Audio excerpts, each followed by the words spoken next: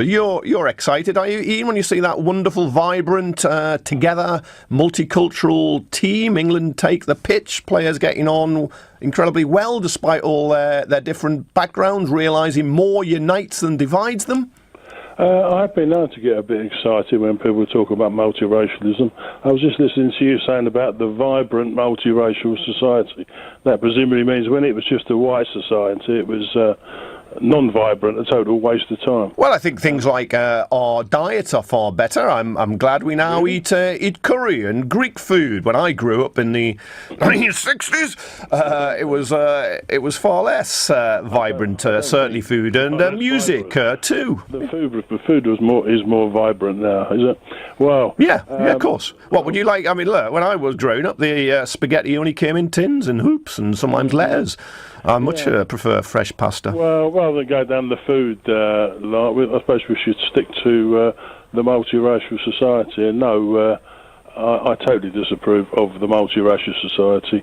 The England football team doesn't represent me at all. In fact, it represents everything that I'm against. Oh, I'm sorry you're missing out and being such a stick in the mud, Ian. We're a migrant country. The French Huguenots, Romans, German tribes, Irish.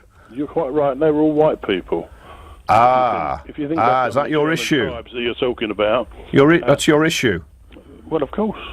I'm talking about... What do you mean, of course? Well, of course. The people you're talking about, the different white invasions to this country, they were all people of a similar type. What? So you couldn't laugh at Lenny Henry because he's got a black face? You couldn't... I think the last thing I remember about Lenny Henry was complaining that there's not enough black faces on TV. He's probably right, isn't he? Well, no, I think there's far too many, actually. I don't think it should be. Why? What's wrong with you? Why, when everyone else is getting behind this England team and loves the fact? Everybody is. I mean, the media is promoting it. Well, maybe you and your mates are not, but everybody else is. Haven't you seen the TV audiences? According to your guest that you had on before the break, the media is all against multiracialism. I don't know what sort of world he's living in, but I think he means the Daily Mail.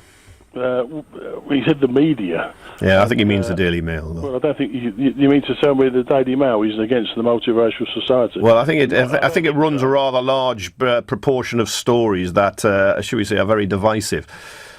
Well, I think you're probably just talking about Brexit, to be perfectly honest. So Ian, do you want England to lose today? Yes.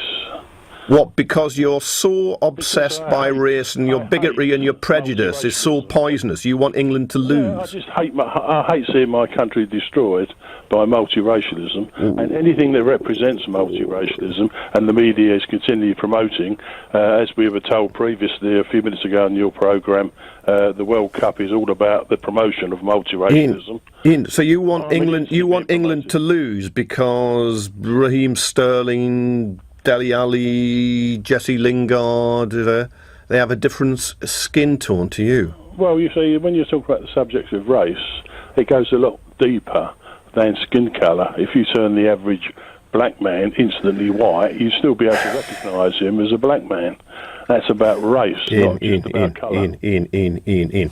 I'm just going to give you a nice, friendly little bit of advice. I'd just go make yourself a nice cup of tea, take it into a darkened room, get a bag of frozen peas from the freezer and put them on your head and just reflect on what you're saying.